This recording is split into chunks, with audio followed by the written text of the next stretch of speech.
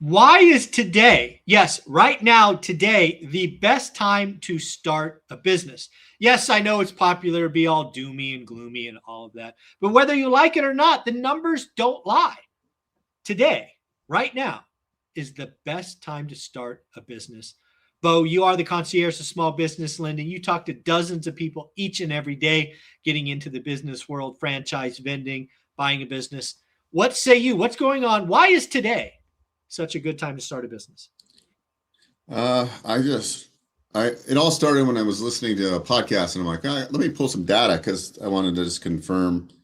And it's pretty, actually 2023, I didn't realize this was Americans filed approximately 5.5 million new business applications in 2023. That was a record high.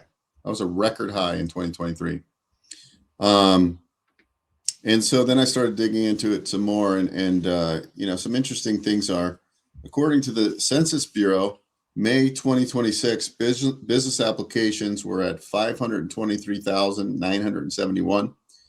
That's up 3.7% month over month. Projected business formations increased 3.6% month over month. Applications remain dramatically higher than pre-pandemic levels. Okay, so we're going to probably hit another record year, and Yeah, so I mean that's a 6 million run rate. Absolutely. that's nearly double the level from approximately 20 years ago. Wow. That's roughly 50% higher than business creations levels. Yeah, that's than a decade ago. All right, and So let's talk about let's talk about it a little bit because I think this is important, right? Especially when you start talking about 20 or 10 years ago, and you have to ask yourself why. Why are so many people creating businesses? Now, I think it's fair to say you didn't say it, but I'm going to just make a logical leap, a logical assumption that a lot of those are solopreneurs. But that don't matter. Being a solopreneur today allows you to, for a lot of people, to create a full-time income. And I think that's a good thing. If you layer on top of that AI in the ability to really duplicate yourself, and if you lean into that, you can create, a business that's probably 3, 4, maybe 10 times bigger than you could have a decade ago. Because a decade ago, even if you had the internet, you needed space and you needed inventory, you needed this, you needed that, you needed employees. Now you can use virtual agents. Now you could just turn stuff on and off. You could do your own advertising. There's just so many powerful ways to start a business today. I just need people to realize, change their orientation, that today is the best time. I didn't say it was easy. I never said it was easy. I never guaranteed success. I just said today is the best time in the world, in the history, to start a business. I don't think you can argue with that. I agree 100%. I mean, you just look, I have this one AI tool, for example, and it has you pay like $15 a month. Actually, you can do a lifetime membership now, and it gives you unlimited credits if you do lifetime. But you go in there and it's like the things I used to do on Fiverr and Upwork, for example, like create a thumbnail for a YouTube channel where I used to pay $10 or $20 for one thumbnail. I can go into this product and I could give it a couple prompts and it creates a perfect YouTube thumbnail. So you got to think like, now I don't necessarily need to hire a graphic artist. If I'm doing a video a day, that's $20 a day, whatever, right? Like so we're able to scale in that way. We're able to scale in marketing. Now that AI search is growing, like instead of going to Google and saying, find a HVAC company near me, now people are going into AI to search. So how do you get ranked in that? So yeah, we have a better opportunity because a lot of times you don't need office space. You don't need a bunch of employees. You don't even need inventory. You don't need website developers now. You can go to something like Lovable. You can prompt it. It could design your whole freaking website.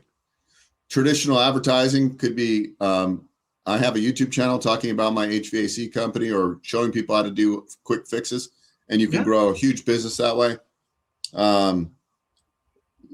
Everything can be just scaled at a lot faster pace.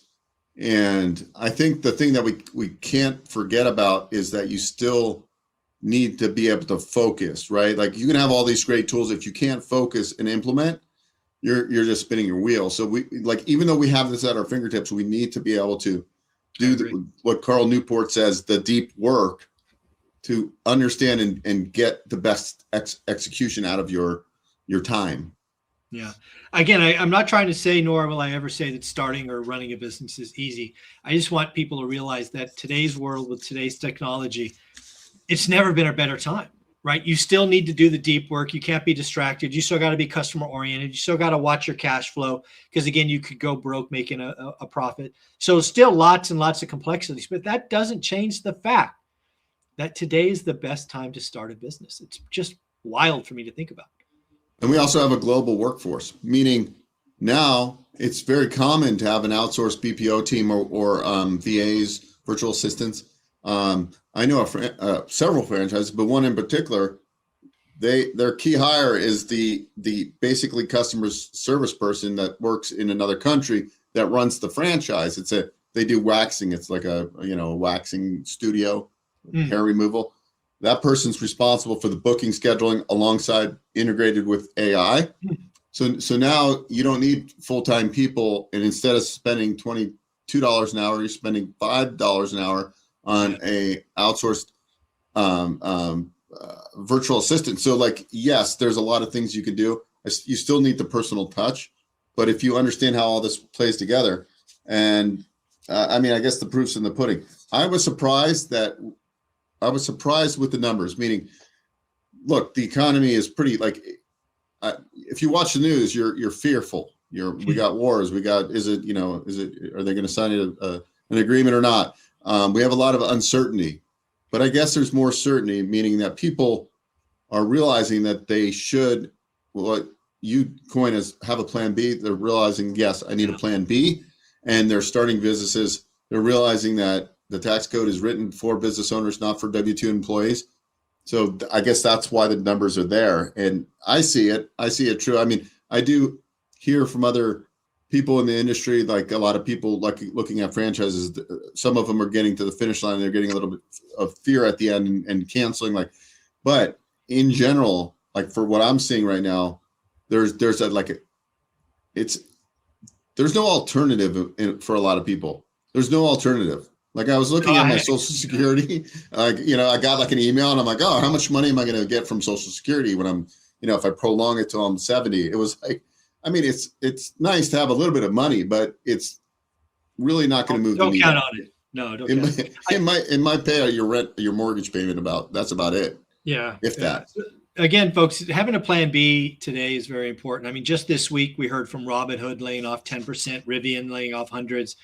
You need to have a plan B. The other thing is it's never been easier to start a business while you're working, right? If you think back to a decade or 20 years ago, you pretty much had to burn the boat because you had to go all in. I think there's a lot of ways that you could start a business today and keep working. That doesn't even mention vending machines, which is one of those appetizers that you certainly could do while you're still working. So again, I think there's a lot of options. People need to think about the future. And, I think the riskiest thing is only having a job. You want to talk about risk, relying on your employer.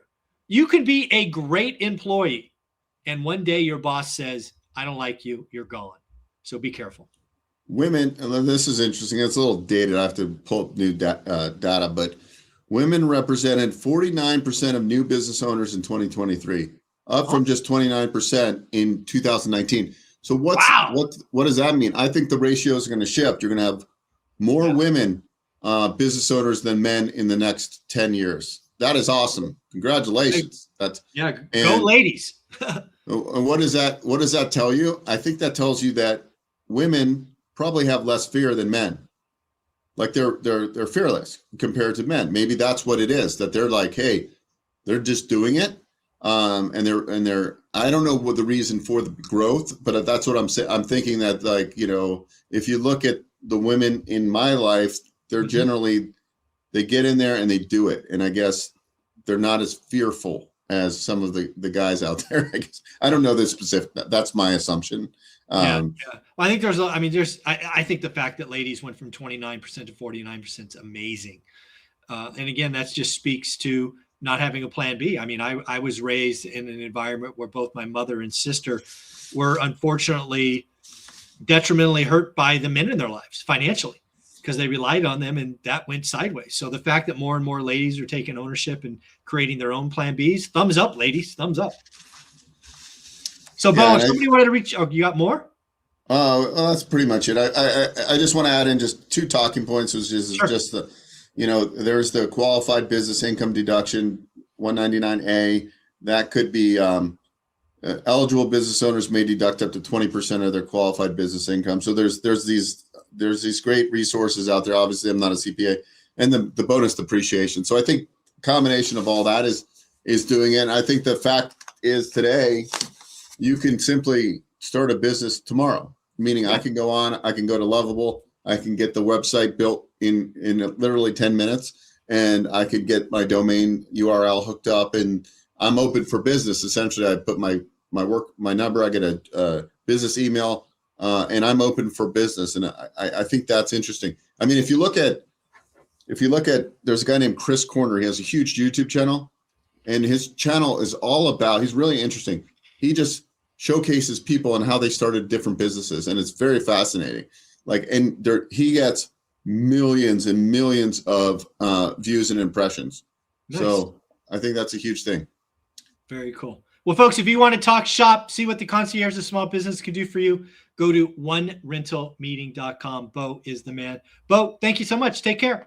Thank you.